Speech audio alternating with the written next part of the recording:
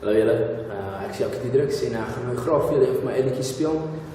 Sy naam is Die Grootste 6 en ek het hom geskryf uit die oogpunt van al die ouens wat al so baie gefriendzone of gebed is in hulle lewe as 'n waarskuwing teen die meisies wat te veel krieket kyk.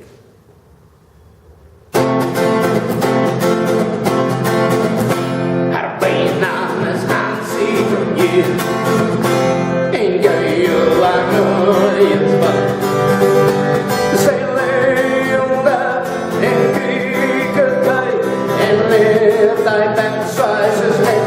Alles kan sy bekyk, smuk sy dat nie en weer al haar shows over.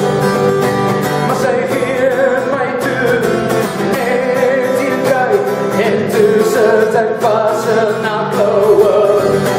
Want sy laat my voel as een buitenkant kan staan en sy trek my saam en aan en sy laat my voel as een buitenkant kan staan.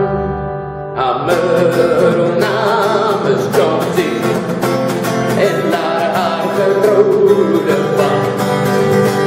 Sy speel vandag op my Xbox en leer om naar groot te gaan slaan. Ek bekryp haar met my aanloop en bou my geheime spinne.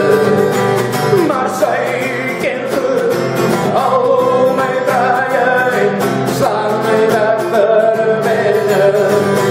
Want sy laat my voel as op buitenkant kan staan. Sy trek my en sy trek my saam en aan. Sy laat my voel as op buitenkant kan staan. En toe vraag ek haar mooi om my meisie te wees, want ek like haar goudglimlach en 'n wilde gees.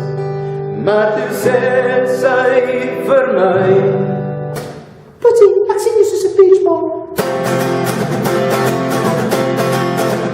Net daar dan word hy plat geslaan. Haar ma sê, sy sê vir my gaan.